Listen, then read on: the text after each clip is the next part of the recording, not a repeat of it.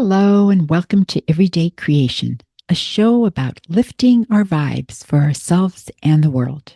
I'm Kate Jones, here to share a segment of my recent interview with self love expert Dr. Darcy Lord. In this episode, Darcy talks about how you can make your life work better when you practice self love. So, the logical question to me is, Darcy, what happens when we don't practice self-love?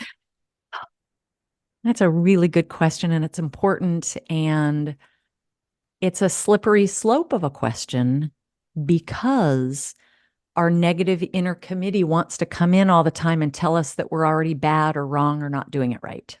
So I'm going to preface the answer by going like this. We're going to start with the opposite end. What happens when we do practice self-love?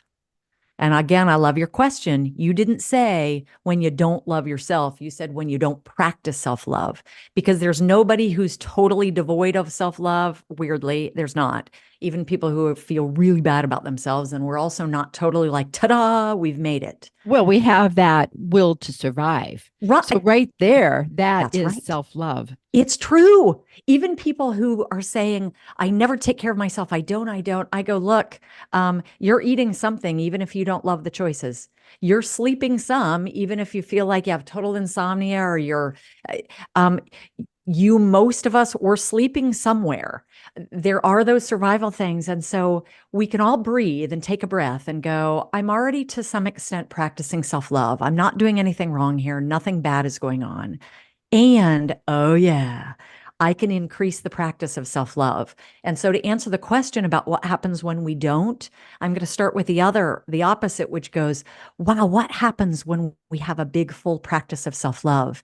And the answer is literally your life works.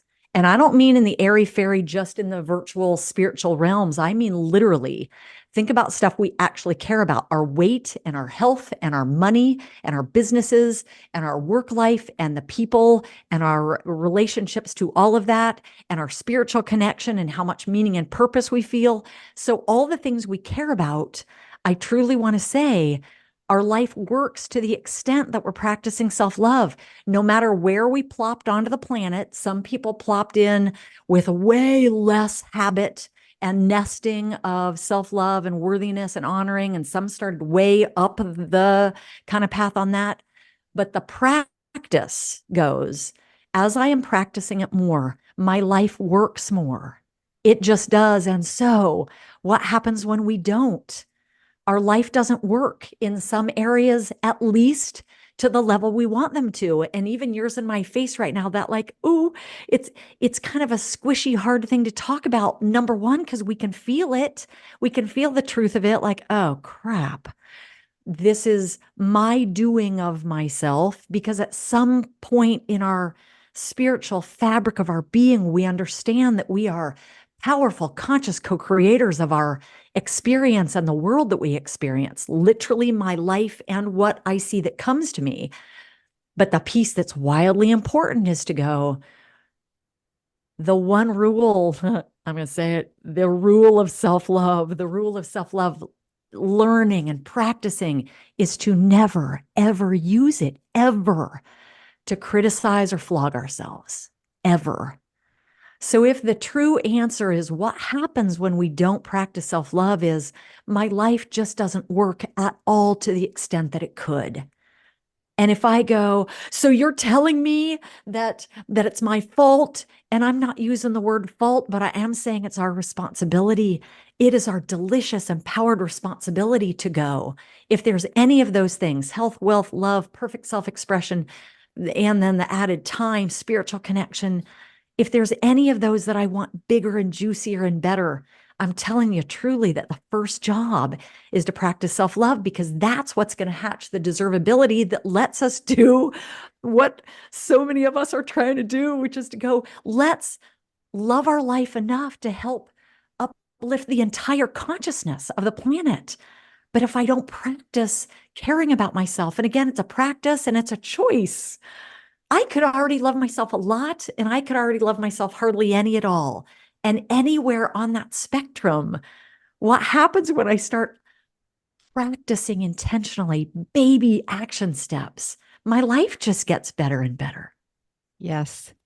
And we are so powerful that if we tell ourselves, I'm so this or I'm so that in a derogatory Yes. manner, then okay, whatever, the body will conform to what you say, or your mind will conform to what you say, or whatever, the circumstances will conform to it Yeah. because we are Yes. that powerful. Oh my gosh, bless you for saying that. And all three of those things, literally, the body starts to believe it, the brain starts to believe it, and then we attract in the circumstances that match our beliefs. That's what's Because so we're juicy. magnets. We we are, we're big fat magnets for exactly what, and whether I believe that I'm a lowly worm or whether I believe I'm infinitely worthy of love and light, because that's what I am, we literally attract back to us everything that matches the belief systems. Yes. That's why it matters so much that we care about how we feel, because how I'm feeling is going to let me know what beliefs I'm having right now. Darcy is the author of 52 Weeks of Relief and the upcoming Self Love is Your Path. To learn more, visit drdarcylord.com or listen to the full episode in your favorite podcast directory or on YouTube. This is Kate Jones, asking you to share this episode with anyone who wants to have a happier life. Until next time, thank you for listening to Everyday Creation.